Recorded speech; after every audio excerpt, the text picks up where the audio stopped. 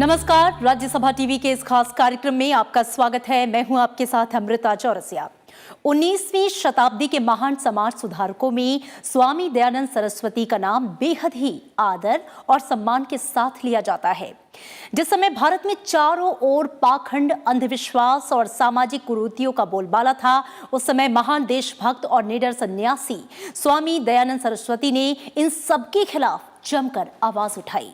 उन्होंने देश में फैली कुरीतियों को दूर करने के लिए पाखंड खंडनी पताका फहराकर पोंगा पंथियों को चुनौती दी, तो जाति प्रथा को तोड़ने और विधवा विवाह का समर्थन कर समाज में एक नई अलख जगाई। वेद के महत्व को स्थापित करने के साथ ही उन्होंने एक ऐसे समाज की स्थापना की जिसके विचार सुधारवादी और प्रगतिशील थे, जिसे उन्होंने आर्य समाज के नाम से पुकारा। गुजरात में जन्मे स्वामी दयानंद सरस्वती शिक्षा से लेकर समाज उत्थान के तमाम कार्यों के चलते एक सन्यासी योद्धा कहलाए।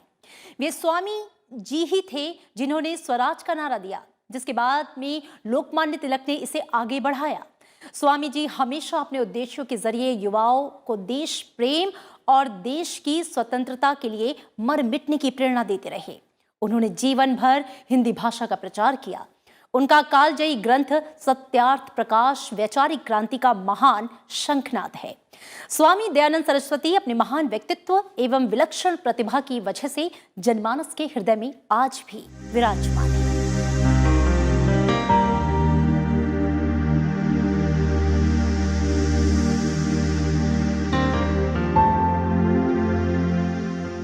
स्वामी दयानंद सरस्वती उन महान संतों में अग्रणी हैं जिन्होंने देश में प्रचलित अंधविश्वास, रूढ़िवादिता, कई तरह के आडंबरों और सभी अमानवीय आचरणों का पुरजोर विरोध किया। महान राष्ट्रभक्त और आर्य समाज के संस्थापक स्वामी दयानंद सरस्वती ने अपने कार्यों और संदेश से समाज को नई दिशा और एक ऊर्जा दी। महात्मा गांधी जैसे कई महान पुरुष दयानंद सरस्वती के विचारों से प्रभावित थे। स्वामी दयानंद सरस्वती ने जाति, आस्था और वर्ग आधारित सामाजिक भेदभाव को समाप्त करने की दिशा में महत्वपूर्ण काम किया है और उन्होंने सबको आर्य यानी कि सर्वश्रेष्ठ बनने के लिए प्रेरित किया।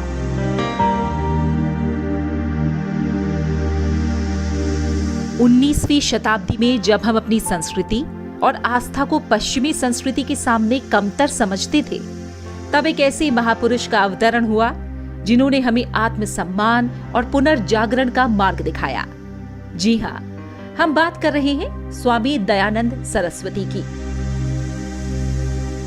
आधुनिक भारत के महान चिंतक और समाज सुधारक दयानंद सरस्वती का जन्म 12 फरवरी 1824 को गुजरात के काठियावाड़ क्षेत्र के एक गांव में हुआ था। स्वामी दयानंद सरस्वती का जन्म मूल नक्षत्र में हुआ था। इस वजह से इनके माता पिता ने उनका नाम मूल शंकर रखा था। स्वामी दयानंद सरस्वती भगवान शिव के सच्चे उपासक थे, लेकिन उनके आस्था भाव को उस वक्त ठेस पहुंची जब उन्होंने भगवान शिव पर चढ़ा प्रसाद एक चूहे को खाते हुए देख लिया। उसके बाद से ही उन्होंने मूर्ति पूजा का विरोध करना शुरू कर दिया। उनके जीवन में ऐसी बहुत सी घटनाएं हुई जिन्होंने उन्हें हिंदू धर्म की पारंपरिक मान्यताओं और ईश्वर के बारे में गंभीर प्रश्न पूछने के लिए विवश कर दिया। उनका बचपन सुविधा संपन्न था और उन्हें किसी प्रकार का अभाव नहीं था। शुरू से ही उन्होंने वेदों, शास्त्रों, धार्मिक पुस्तकों और संस्कृत भाषा का अध्ययन किया। प्रारंभिक उनकी शिक्षा दीक्षा घर में ही हुई। संस्कृत का व्याकरण उन्होंने पढ़ाया। उनके चाचा जी उनसे बहुत स्नेह प्यार करते थे। उनके चाचा ने उनको संस्कृत की वर्णोच्चारण शिक्षा और यजुर्वेद के कुछ अध्यायों को उनको याद भी कराया। और इस तरह से जब उन्होंने कहा कि नहीं, मैं और आगे कुछ ग्रंथों का स्वाध्याय करना चाहता हूँ, इस सच्चे शिव को, ईश्वर को प्राप्त करना चाहता हूँ, तो इसलिए उन्होंने फिर बाद में चल कर के घर छोड़ दिया।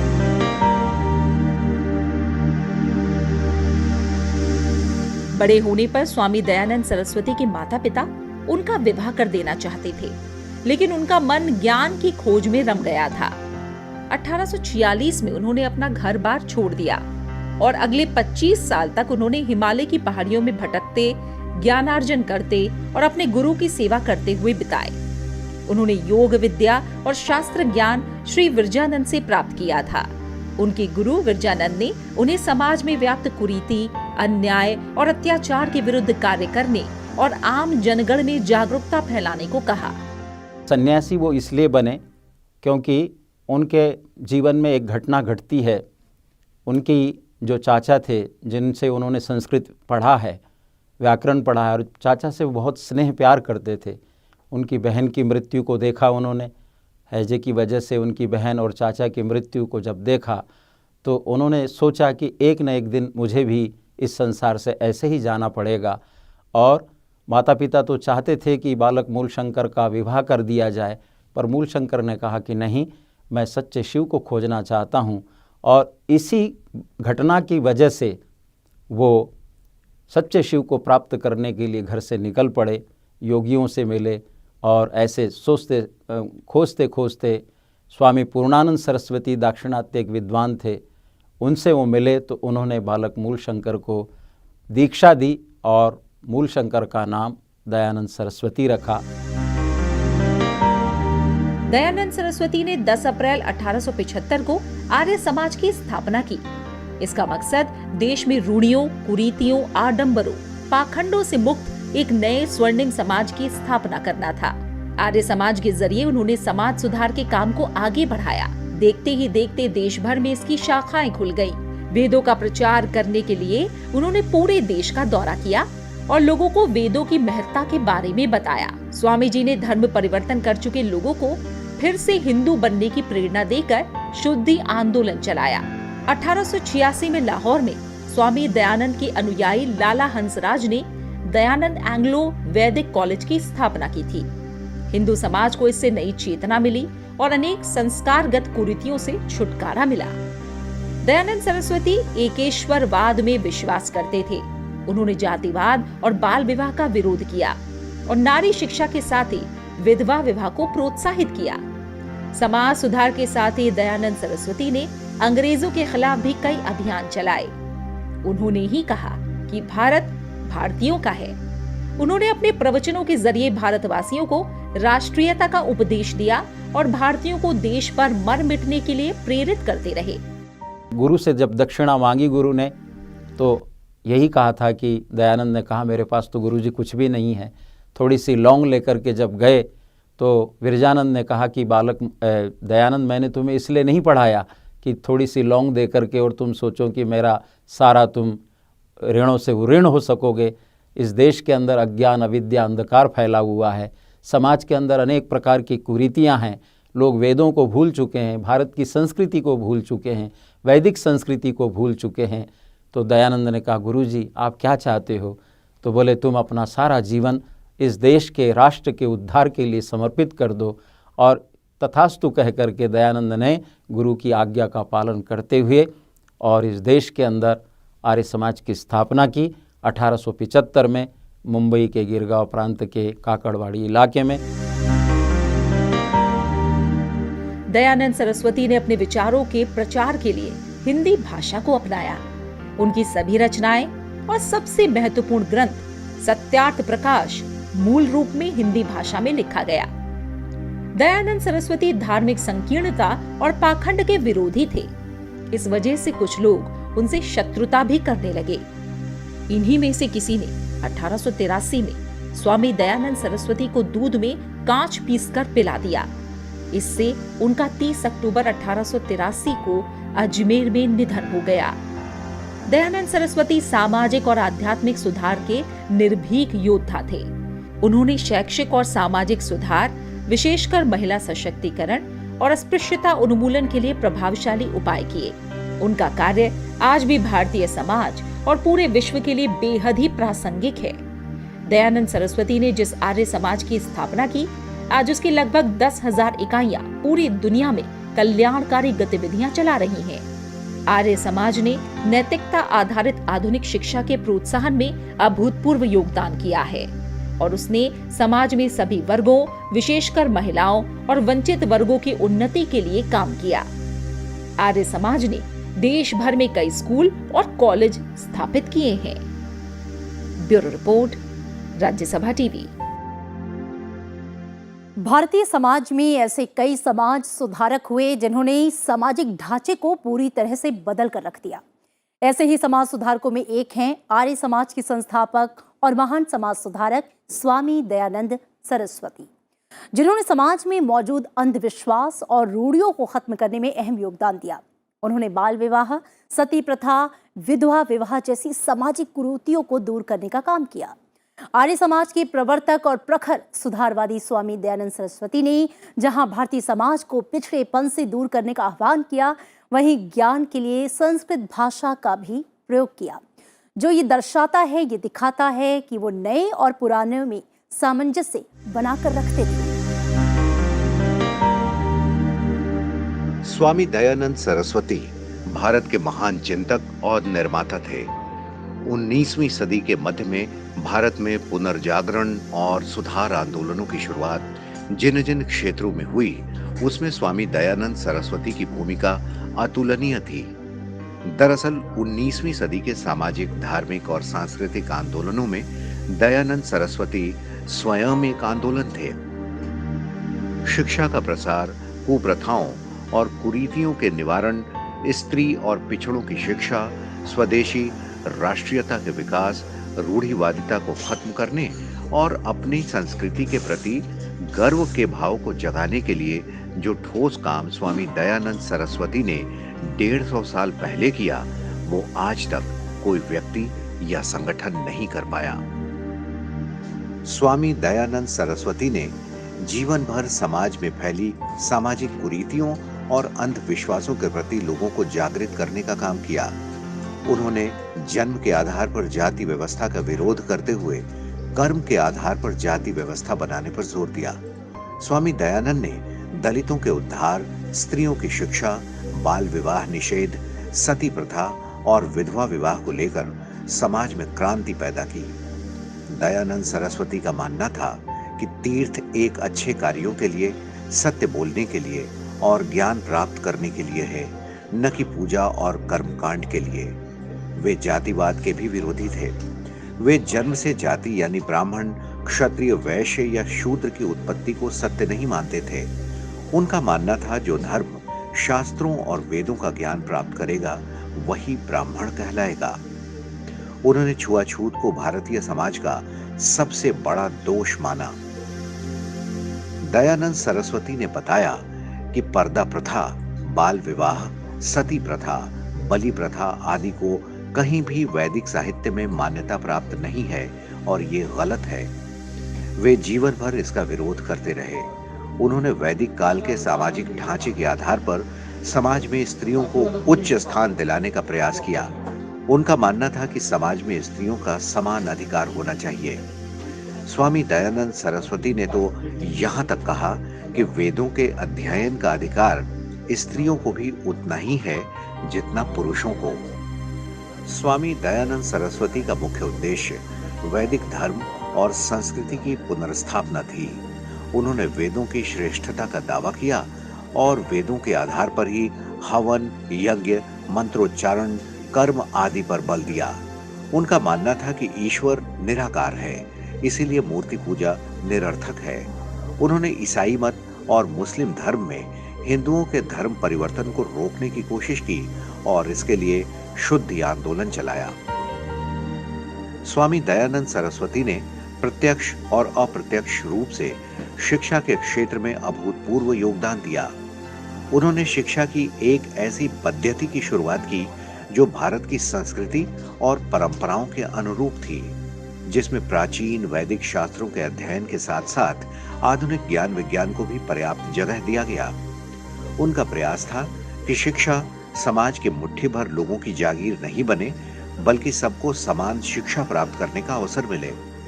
दयानंद सरस्वती ने न केवल प्रचारित शिक्षा की विकृतियों और असंगतियों को दूर किया, बल्कि शिक्षा के जरिए वे विश्व भर में एक ऐसी नई सामाजिक व्यवस्था स्थापित करना चाहते थे जो समतापूर्ण और न्याय पर आधारित हो। दयानंद के विचारों और शिक्षा के प्रचार प्रसार के लिए 1885 में लाहौर में एंग्लो वैदिक यानी डीएवी हाई स्कूल की स्थापना हुई। इसके 2 साल के भीतर ही अनेक हाई स्कूल, कॉलेज और गुरुकुल स्थापित हुए, जिसमें स्वामी दयानंद के विचारों को मूर्त रूप दिया जाने लगा। स्वामी दयानंद सरस्वती ने अपनी दूरदर्शिता से देश, समाज, जाति, सामूहिक जीवन की जड़ता, अंधविश्वास के साथ ही अन्याय और शोषण को गहराई से देखा और जाना। वे अपने विवेकशील दृष्टि से उस गतिरोध को दूर कर समाज को एक नई दिशा देने के लिए जीवन भर प्रयास करते रहे। स्वामी दयानंद सरस्वती ने माना कि भारतीय पुनरुत्थान और आधुनिकीकरण भारत की प्राचीन वैदिक संस्कृति के आधार पर ही संभव है। Bureau report, Rajya Sabha TV. Swami Dayanand Saraswati ने 19वीं शताब्दी के अंतिम चरण में अपना कालजयी ग्रंथ सत्यार्थ प्रकाश रचकर धार्मिक और सामाजिक जगत में क्रांति ला दी। इस ग्रंथ का जनमानस पर गहरा प्रभाव पड़ा। सत्य के अर्थ की खोज और सामाजिक कुरीतियों पर इस ग्रंथ के जरिए जमकर प्रहार किया गया और ईश्वर की उपासना के साथ ही मानव जीवन के विभिन्न आयामों पर गहराई से प्रकाश डाला गया। आइए जानते हैं स्वामी दयानंद सरस्वती के इस कालजयी ग्रंथ के बारे में। स्वामी दयानंद सरस्वती का कालजयी ग्रंथ सत्यार्थ प्रकाश वैचारिक क्रांति का महान शंखनाद है। सत्य का अर्थ सत्य है और सत्यार्थ प्रकाश का अर्थ सत्य के प्रकाश को पूरे विश्व में फैलाना है। ये पुस्तक सत्य और मिथ्या के भेद पर गहराई से प्रकाश डालती है। स्वामी दयानंद सरस्वती की मातृभाषा गुजराती थी, लेकिन सत्यार्थ प्रकाश ग्रंथ की रचना उन्होंने हिंदी में की। सत्यार्थ प्रकाश की रचना स्वामी दयानंद सरस्वती ने की थी। सत्यार्थ प्रकाश के लेखक स्वामी दयानंद सरस्वती ने लिखा है कि ईश्वर, जीव, प्रकृति ये सभी अनादि और अनंत हैं।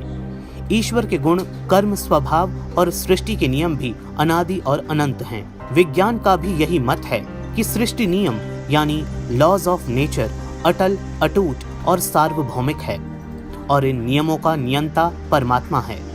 परमात्मा की सृष्टि के नियम न तो बदलते हैं और न ही टूटते हैं, न घटते हैं, न बढ़ते हैं और न ही घिसते हैं। इसलिए चमत्कार की बातें करना मात्र कोरा अंधविश्वास है। सत्यार्थ प्रकाश विश्व भर में व्याप्त बुराइयों और चमत्कारों को चुनौती देने वाला सबसे पहला ग्रंथ है। सत्यार्थ प्रकाश ग्रंथ में 2 भाग हैं, पूर्वार्ध और उत्तरार्ध।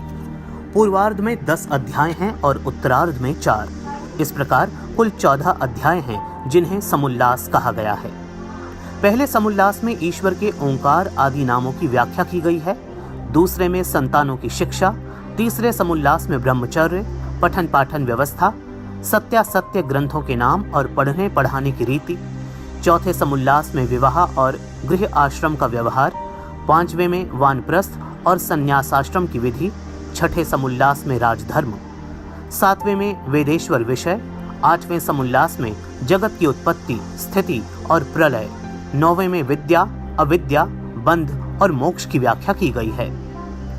10वें समुल्लास में आचार, अनाचार और भक्ष्या भक्ष्य यानी खाद्य और अखाद्य पदार्थ का विषय। 11वें में आर्यावर्तीय मत मतांतर का खंडन मंडन। 12वें में चारवाक, बौद्ध और जैन मत। 13वें और 14वें समुल्लास में ईसाई और मुसलमानों के मत पर प्रकाश डाला गया है। पुस्तक के अंत में स्वमंतव्य मंतव्य प्रकाश यानी मैं कौन सी बातें मानता हूँ और कौन सी नहीं शीर्षक से स्वामी दयानंद सरस्वती ने धर्म से संबंधित 51 ऐसे विषयों की वैदिक मान्यताओं के आधार पर संक्षेप में व्याख्या की है। उनका चिंतन मूल रूप से वेद पर आधारित था, जो अपने उद्भव काल से ही स्वप्रमाणित, चिरंतन और शाश्वत समझे जाते रहे हैं। स्वामी दयानंद सरस्वती ने ही वेदों की ओर लौटों का नारा दिया था। महर्षि दयानंद का सबसे जो अमर ग्रंथ Satyarth Prakash, light of truth है, जिसमें 14 समुल्लास हैं, उसमें महर्षि दयानंद ने बहुत सारे ग्रंथों का अध्ययन किया। लगभग मैं समझता हूँ 3-4 हज़ार ग्रंथों का अध्ययन करने के बाद जो निष्कर्ष निकाला महर्षि दयानंद ने, उसके बहुत सारे चैप्टर्स आप पढ़ेंगे, समुल्लास पढ़ेंगे तो पहले ही समुल्लास में जो आज भारत के समाज में सबसे बड़ी, विश्व समाज में सबसे बड़ी जो बात आ रही है ईश्वर के बारे में, गॉड के बारे में, लोग जानना चाहते हैं कि ईश्वर का सच्चा स्वरूप क्या है। कोई शंकर कहता है, कोई विष्णु कहता है, कोई रुद्र कहता है। इन सब नामों की व्याख्या महर्षि दयानंद ने पहले ही समोल्लास में दी कि भाई ईश्वर तो एक ही है, सच्चिदानंद स्वरूप, जिसका वेदों के अंदर वर्णन आया है कि वो निराकार है, सर्वशक्तिमान है, अजर है, न तस्य प्रतिमा अस्ति, एकम सद विप्रा बहुधा वदंती। सत्यार्थ प्रकाश ने अंधविश्वास, कुरीतियों, मूर्ति पूजा, अवतारवाद, बहुदेववाद, श्रद्धा, तीर्थाटन पर जमकर प्रहार किया ही, इसके साथ साथ स्वाधीनता की रणभेरी भी बजाई। अपने इतिहास पर गर्व के भाव उत्पन्न किए, अपनी परंपरा के प्रति आस्था और संस्कृति के प्रति विश्वास जगाया। स्वदेशी का मंत्र जनमानस में फूंका। सत्यार्थ प्रकाश की इसी अनुभूति का प्रभाव था कि आर्य गरज कर गाया करते थे, कभी हम बुलंद इकबाल थे, तुम्हें याद हो कि न याद हो, हर फेन में रखते कमाल थे, तुम्हें याद हो या न याद हो। स्वामी दयानंद ने आर्य समाज के माध्यम से अनेक प्रकार की कुरीतियों का खंडन किया और लोगों को ये संदेश दिया कि बैक टू दी वेदास, वेदों की ओर लौटो। तुम अपनी संस्कृति से प्यार करना चाहते हो तो वेद का पढ़ना पढ़ाना और सुनना सुनाना सब आर्यों का परम धर्म है। महर्षि दयानंद की सबसे बड़ी विशेषता रही कि उन्होंने किसी संप्रदायवाद को नहीं चलाया, बल्कि उनका ये मानना रहा कि ब्रह्मा से लेकर के जैमिनी ऋषि पर्यंत ऋषियों ने जो सत्य की बात कही, उसी को उन्होंने आर्य समाज के माध्यम से कहने का एक संकल्प लिया।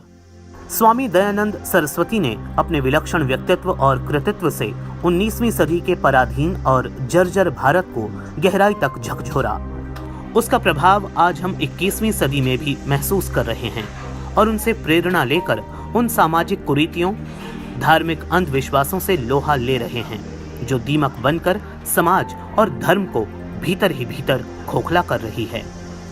स्वामी दयानंद आधुनिक विश्व के ऐसे पहले विचारक हैं जिन्होंने सत्यार्थ प्रकाश में सबके लिए अनिवार्य और निशुल्क प्राथमिक शिक्षा का सिद्धांत रखा। कृषक और श्रमिक को राजाओं का राजा माना। स्वामी दयानंद सरस्वती ने सामाजिक, धार्मिक, शैक्षिक, आर्थिक, राजनीतिक, दार्शनिक और आध्यात्मिक जगत की व्याधियों, दुर्बलताओं और त्रुटियों का गहराई तक अध्ययन किया था। रोग की जड़ में जाकर उसके अनुसार ही उपचार किया। दयानंद जितने प्रासंगिक 19वीं शताब्दी में थे, उतने ही प्रासंगिक हर युग खंड में रहेंगे। कारण विज्ञान और तकनीक चाहे जितनी उन्नति कर ले, मनुष्य की धर्म, अर्थ, काम व मोक्ष की भाव भूमि वही रहेगी जो अनादिकाल से चली आ रही है और अनंत काल तक चलती रहेगी। Bureau report, Rajya Sabha TV. और फिलहाल इस खास पेशकश में इतना ही। देश और दुनिया की बाकी खबरों के लिए आप देखते रहिए राज्यसभा टीवी। नमस्कार।